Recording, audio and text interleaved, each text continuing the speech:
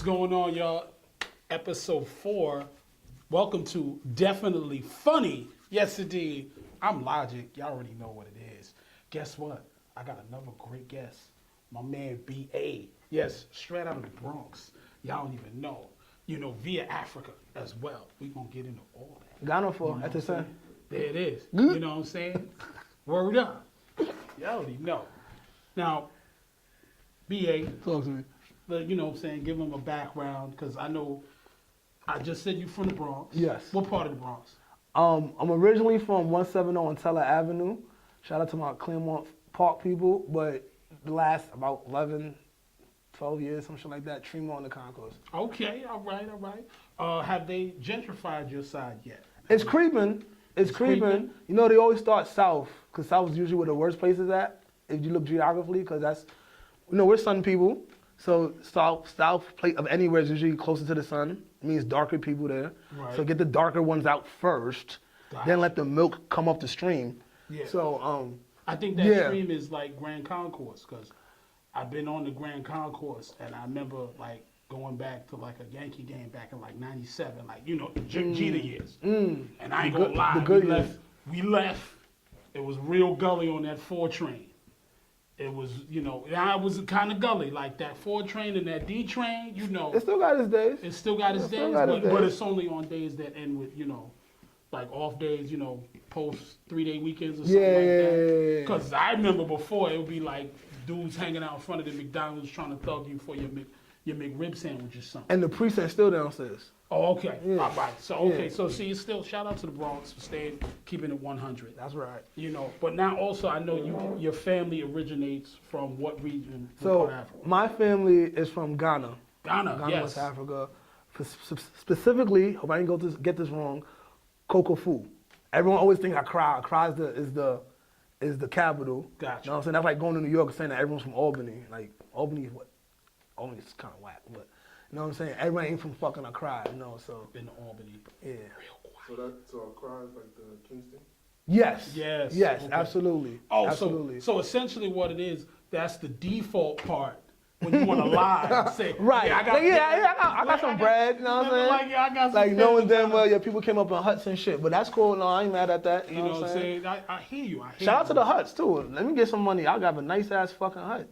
That should be made out of vibranium. Word up. You know what I'm saying? Shout out to Wakanda too. Now, did you have to deal with, because I know coming up, my family's from the islands. Okay. So I always dealt with which island?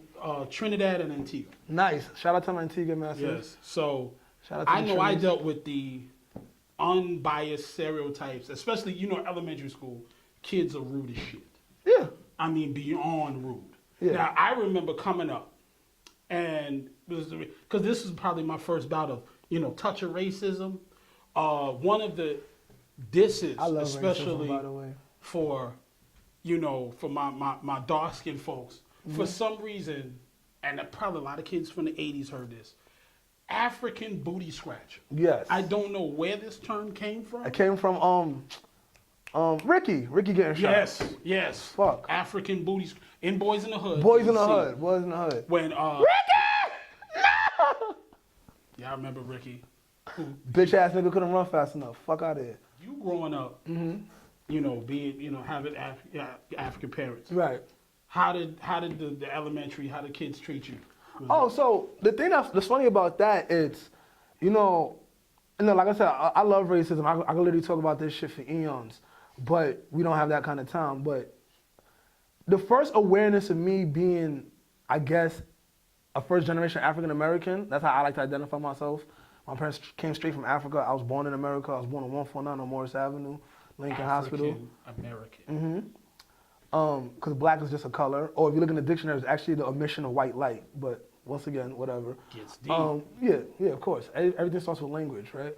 So with that being said, the first realization I had that I was not of the traditional, I guess it's considered black, Yankee, African American, you know what I'm saying, of a disenfranchised people was, you know, growing up in my block on Teller, I had a friend growing up, his name was, I don't put nobody on the spot, but let's just say his name is X, right?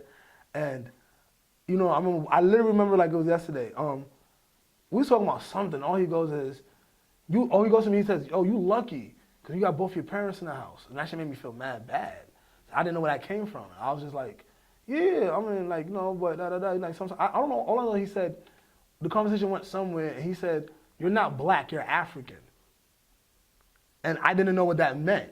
I just didn't know what he meant by that. Like, because at this point, I had to be like maybe 5, 6 years old, and we've been playing every day. But I guess whenever there's a problem, people want to remind you of, it's like a ranking kind of thing, I guess. You know what I'm saying? Now, how does that play into your comedy, like your upbringing and all? Oh man, I mean, I think for me it's the foundation, because a lot of comedians I watched growing up, good comedians know how to take racism and really make it something else. Like, I remember one time Tom did an article, and what was ill about that article, it was like the 50 influential people of the year. What was dope was they had people in the fields rate other people. So they were doing something in comedy. They had Jerry Seinfeld write something about Dave Chappelle, who is, to me, the GOAT, just FYI. But Jerry said that Dave Chappelle takes racism and treats it like hacky sack and just plays around with it and titters around with it. And I thought that was the illest analogy for like how a comedian combats such a general subject that every fucking body talks about. So for me, for a person who's still getting his feet wet in the field and all that, it served as a foundation. And it's something that I don't want to continue relying on as a crutch. Right. But I just think your life experience is just a foundation, you know what I'm saying? So no matter what you've been through in your life, any comedian, or I think any artist is going to pull from that. So it plays a big part for me because I believe the best comedy educates, you know what I'm saying? Like, I've seen everyone from George Carlin, Lenny Bruce, who's considered the godfather, I guess, of modern day stand-up, Whoopi Goldberg, and just, Dave, Richard, all of, I don't gotta go on that list, but they all took that one thing, but their pain, and they made that shit their foundation. So for me, it's really big to talk about a lot of things that I can also use to educate people on, especially when it comes to terms of racism, because there's different forms of racism, but I like to talk about the most important, which is the ones you use against your own people. Movies like Roots, Sankofa, those are the movies that teach you about the different elements of racism and how everybody plays a part. In any game, there's offense and defense. You gotta learn both sides if you're gonna play the game right. You know what I'm saying? So that's how Hey, you see, look, it got deep. So my bad, y'all. I'm supposed to be here cracking jokes and shit. Hopefully you thinking about something. no doubt. Now you were listening to your comedy influence. Oh, I'm sorry. Just y'all can tell me too. If I got the white spit coming out my mouth, that happens. Just let me know. Like, nigga, you wildin'. Like, slow down when you talk. You know what I'm saying? Now we gonna let people do that. I ain't gonna have. I know you all gonna let me have nobody with no white stuff. That's the last thing you want. Okay. Pause. You know what I'm saying? Word. Pause heavy. Pause. Matter of fact, hard pause. Hard pause. Hard pause.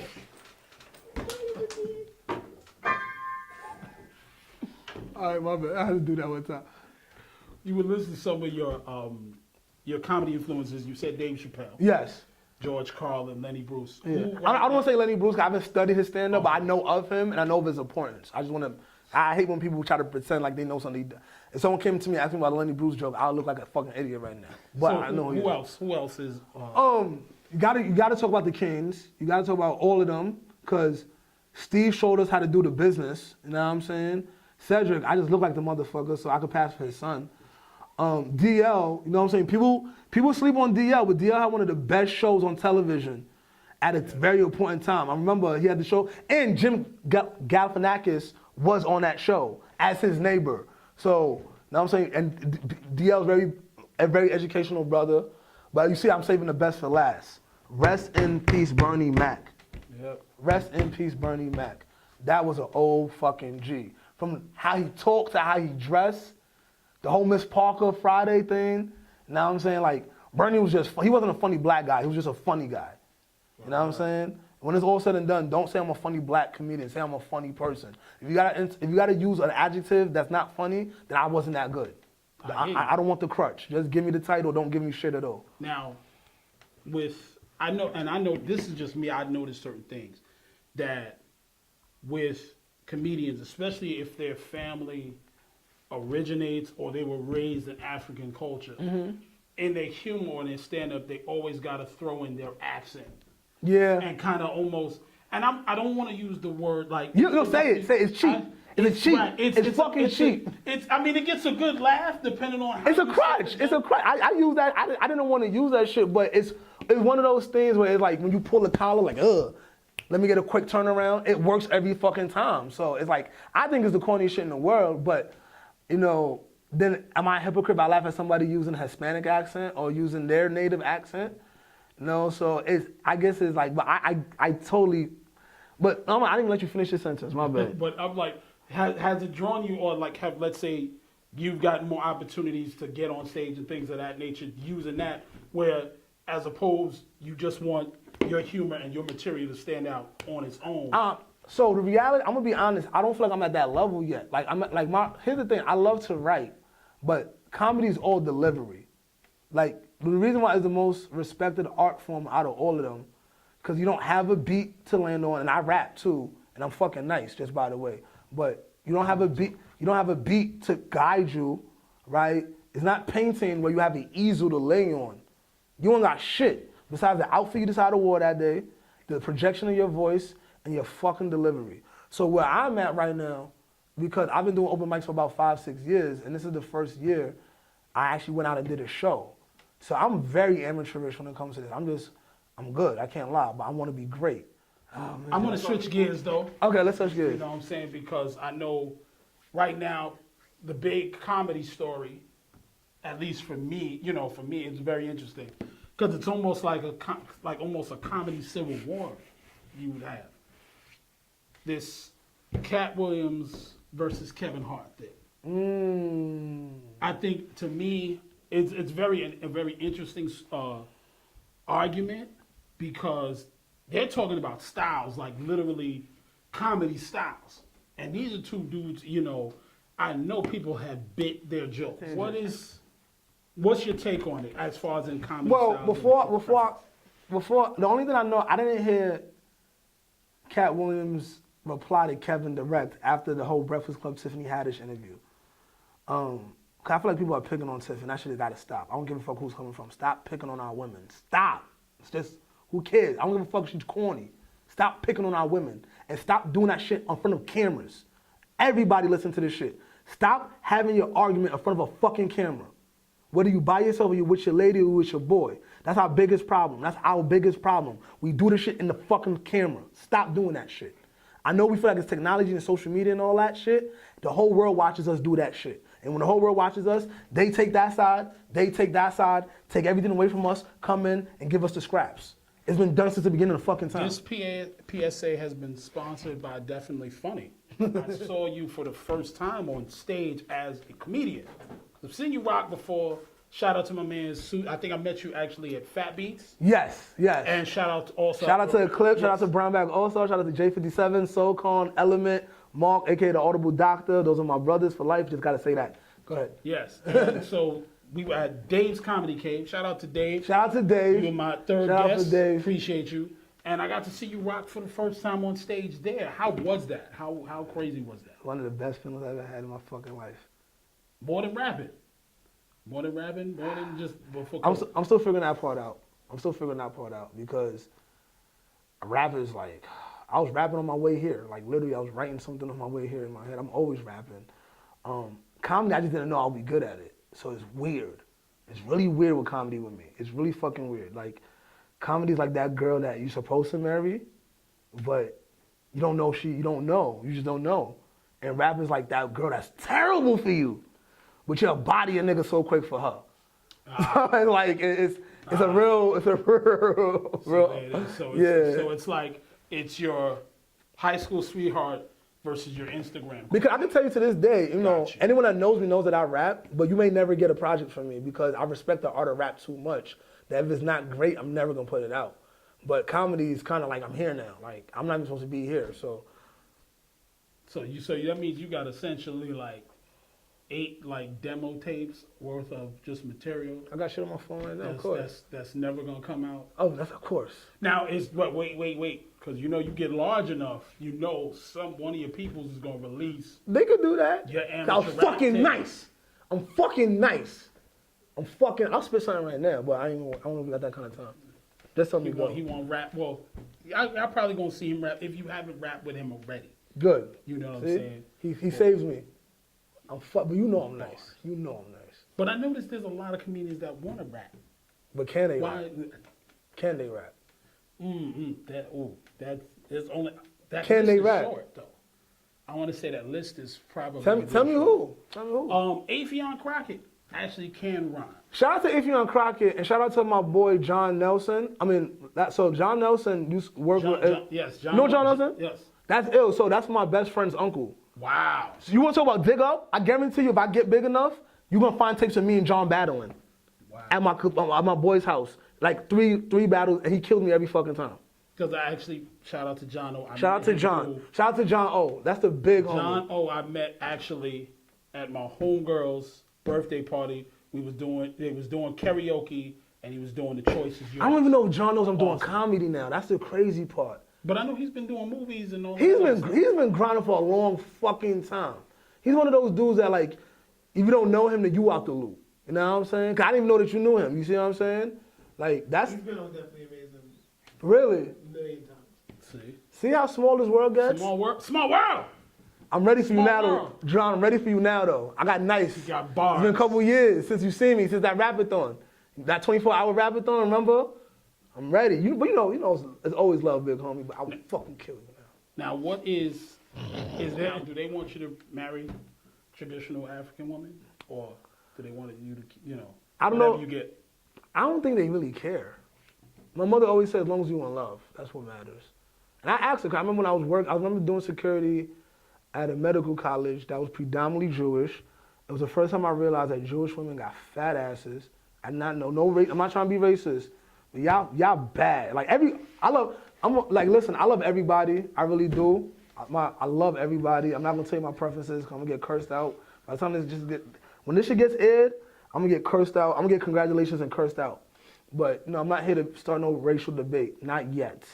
But like I was saying, That'll be on the show. Definitely racist.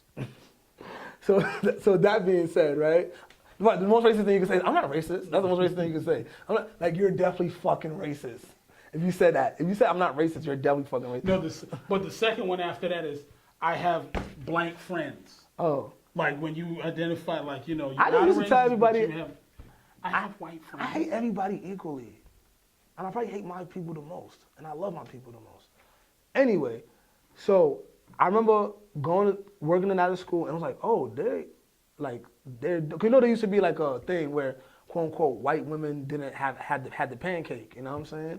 But when I was working that shit, I was like, oh, nah, ain't no pancake. That shit is a muffin. That shit is a bubbly muffin. That shit, if it's a pancake, it's when you fuck up the pancake and a bubble on the other side, and you flip that shit, and it's just boop, boop, boop, boop. You know what I'm saying? That's what that is. But, and then on top of that, one of my first crushes as a kid was Fran Dresser from watching The Nanny, which my mom used to watch all the time. I love Fran. Oh my gosh, she's so fucking gorgeous. And that voice, I could listen to her voice all day. Wait. Fran Dresser? Okay. That's I what- pitched the... Yes! Yes, Megs, yes. Mr. Sheffield. Mr. Sheffield. All that shit. What? Yes. Call me Sheffield. But yo, BA, Yes. let the people know how to find you. Where will you be? Any shows coming up, and where to find you on the internet. All right, real easy. Instagram and Twitter, Broken Batteries, Baby Africa, B-A, Baby Africa. You know what I'm saying? Is that some kind of whatever? I thought it was a Mr. T reference. I ain't going. Everyone does. I didn't even know that was his name. Ever since I started calling myself B.A., everyone hits me with the 18 shit. But that shit was dope. But yeah. Shout out to Mr. T. Mr. T is another fucking G. That nigga's a G. Yes, You know what I'm saying? And you got a show coming up. I got a show Tangent. Yo, I live on the Tangent. I'm sorry, guys. I have a show coming up October 20th. October 20th. Fly should be coming out soon. I still got to take my headshot. At Broadway Comedy Theater. Broadway Comedy Theater, October 20th. If you've seen this, come show your boy some love. If you think I got any kind of talent at all, just come show. Like, you know what I mean? I just appreciate the love. Or if you want to argue and you feel that. Yeah, just don't some throw of shit this at me. stuff- Cause I'll throw yeah. that shit right back. Because what we don't want to do is we don't want a comedy riot.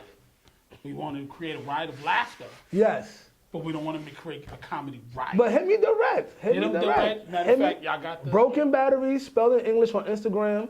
Hit my DM. Tell me how you feel. You like me, you don't like me. Different. Tech is one of those. Yeah, we nerding out now. I'm sorry. Yeah, I know we just running The over. producer hit us with the.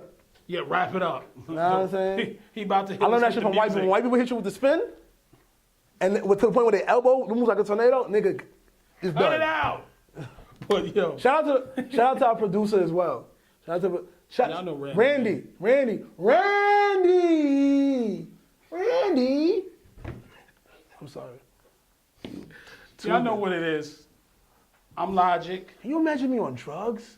This is All I do is BA. smoke weed. I didn't even get a coke habit yet. We got. Oh, look at that. So this is how him sober Sober. with no No drugs. liquor. I ain't even smoked weed yet today. This is no drugs. The fuck? This is no Ambien. This is none of that. None of no that shit, pills, bro. Nothing.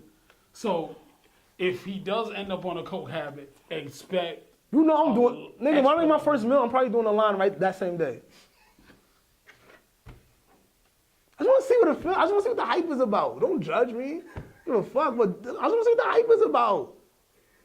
I'm gonna have friends who like, you fucking bullshit ass liar, nigga. I asked you last week, nigga, you talking about, no. Cause I'm broke now, nigga. I can't be doing that shit. Yeah, you can't be coke and broke. Yeah. No coke and you. We should end just like that. That's perfect. That's my shirt. That's a new shirt. No coke if you're broke. That's a fact. And just like that, I'm Logic. This is BA. Blow. This is definitely funny. And we out of here. Peace. Just like that.